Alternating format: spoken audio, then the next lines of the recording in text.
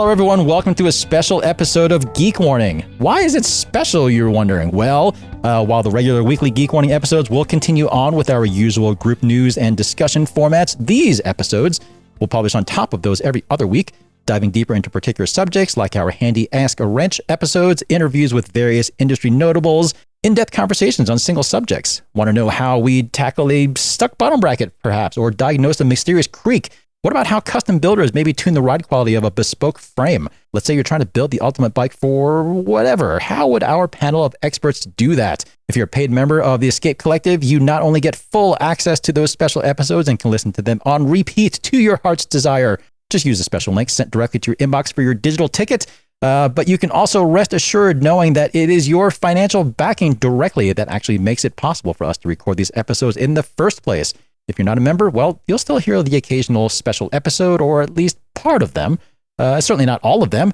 Hopefully that'll be enough to whet your appetite for more. And without further ado, here is a teaser of what you are missing.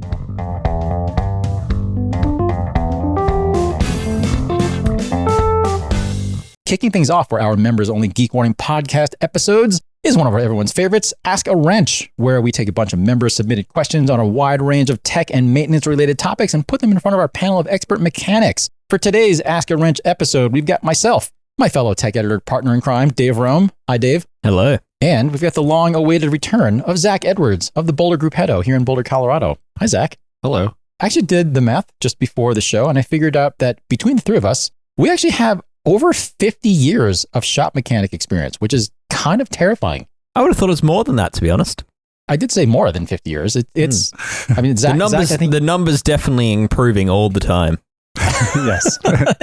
They're definitely never going down. Let's put it that way. Well, you can, and I'd say, you can maybe either consider that amount of professional shop experience to be a good thing or a result of a lot of bad decisions. I'm not really sure which one we're going to choose, but that's neither here nor there right now. Either way, what that means is hopefully we'll be able to answer your questions accurately and intelligently so you can not only get your bike back up and running, but ideally make it better in the process. Zach, it's good to have you back on the show. Yeah, are you still now officially elbows deep in tubular glue now that we're in the thick of cross season? I just glued 3 sets of wheels this morning. Oh, you did? So, yeah. I kind of feel like I actually still smell a whiff of solvent. Maybe a little bit. We had some trying to get the windows open and stuff, but it's a little cold out. What's the current glue of choice? Victoria, and then with the Belgian tape for cross tires. So basically the established method for several years now? Yes. Yep. Nothing's changed. Like tubular. Turns out it still works. Dave, I want to know how many times in the past you've seriously looked into buying a TIG welder? Because I have no doubt that the idea has crossed your mind at some point. Not just buying a TIG welder, I almost assigned myself into welding college, like an evening course, like maybe a month ago. Yeah, I priced it up, figured out the schedule, figured out where it was. It was going to be 6 weeks, once a week. Very entry-level TIG welding course, but didn't do it, but it's still top of mind. So yes, high on the list. Wow, that was kind of a shot in the dark, but I kind of nailed that one. Yeah, you did. Okay. Well, without further ado, let's go ahead and get into the questions, since that's what everyone wants to hear here anyway. I guess we're just going to go in order here on the list. First question comes from David in New York. David's looking for some advice and tips on flying with a bike. He's borrowing a friend's Shikon Aerotech Evolution case. That's one of those cases where the handlebars stay on, made for drop bars. And he's wondering if we had any pro tips that he should know beforehand. Anything to make it easier and less worrisome for me. He doesn't want us to say to rent a bike. We don't know whether it's disc brake or rim brake, do we?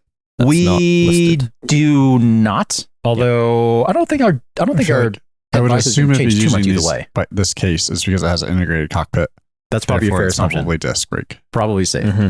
Zach, I kind of want to start with you since if only just by virtue of being partners with Ruth, you've probably flown with those cases quite a lot. I have flown with those cases a lot. They're great cases because it's super easy. You just basically take the wheels off, bolt the frame, basically the dropouts to an integrated frame in the base of the case, like with the through axle. So that's super easy. Slide the wheels in the wheel bags and good to go pretty much. Couple of weak points with that are the hoods usually get smashed in. So like TSA or wherever, throw your bike around. and they just get rotated in. That's a pretty easy fix. If you can even like pre-loosen them a little bit so things don't get damaged, and then just straighten it back out when you build your bike up. Other thing I would definitely say is a weak point is the seat stays, because a lot of bikes nowadays have really thin diameter seat stays. And I would say that's the number one thing I've seen with these cases is bikes getting a little squished and then the seat stays get cracked. So what I like to do, instead of just using just like foam tubing, if you just take a cardboard box or something and kind of then wrap that around the seat stays as well to kind of give it some more structure, that seems to help a lot. Like a cutout panel of a cardboard box?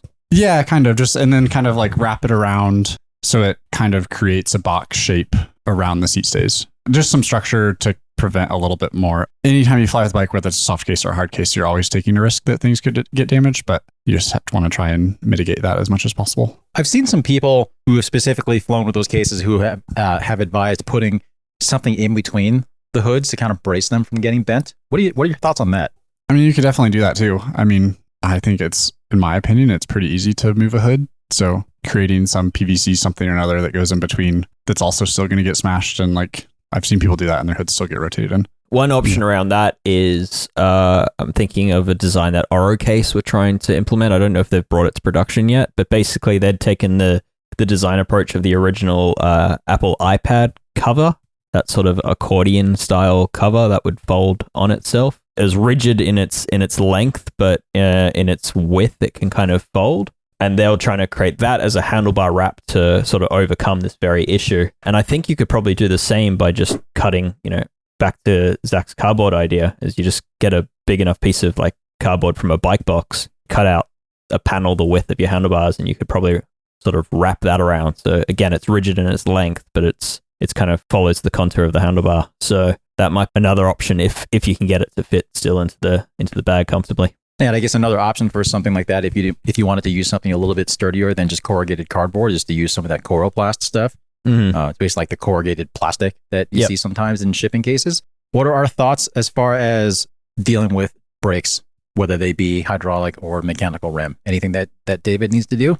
I mean, I would put the little spacers in the brake calipers for disc so that if the levers get squeezed, you don't have to deal with that when you get to your destination. I would say taking rotors on or off, that's a hot topic. Yep. Some people are very much like, you have to take them off because they're just going to get bent or whatever. If it were my bike, I wouldn't take them off, but straightening a rotor.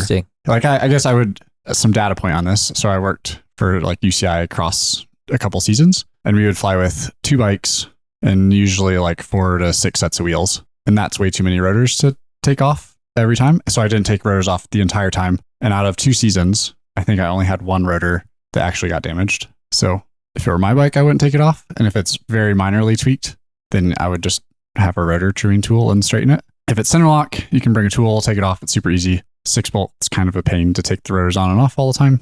Yeah. If you don't want to potentially deal with it, take the rotors off. Yeah, for me, like when I travel with the bike, I don't have spare sets of wheels or anything. So it's just the rotors on the bike are the rotors I'll have to run. And for me, I don't take that risk because I have seen them get damaged more readily than I guess a lot of other components on the bike. So for me, I do take them off, but I understand that it's quite a barrier for a lot of people who have never removed. Yeah, and I think too, it's before. like it's on which end of travel do you want to deal with it, right? Are you wanting to deal with potentially a bent rotor, or are you wanting to deal with taking the rotor on and off? Like, yeah, you're doing some sort of work on either end of the trip. Do we have any thoughts on? I've seen people suggest this before, particularly if they're flying with hydraulic brakes. Do we have any thoughts on flying with a bleed kit? I would say the average person probably doesn't know how to use said bleed kit. So so assuming you do know how to use it. I mean, I'm flying with my bike tomorrow and not bringing a bleed kit, but I also know that my brakes are bled well and there's not air that's just going to magically appear itself. Yeah, James, I feel like that was a very leading question. So like, what's the story there? I'll let you explain it. Nope, there is nothing wrong with your downloads. You can quit messing around with your phone or computer right now. So remember how we told you at the beginning of the episode that this was just a teaser for the full members only special episode of Geek Warning? Well, we had to cut you off somewhere, and that place was here. If you want to listen to the rest of the show and every special episode of the Geek Warning podcast, make sure you head over to escapecollective.com/join to not only get full access to every one of our other members only podcasts, as well as all of our written content, but also to directly fund the work that we are doing here at Escape Collective. So head on over to the sign up page, and we hope to see you there soon.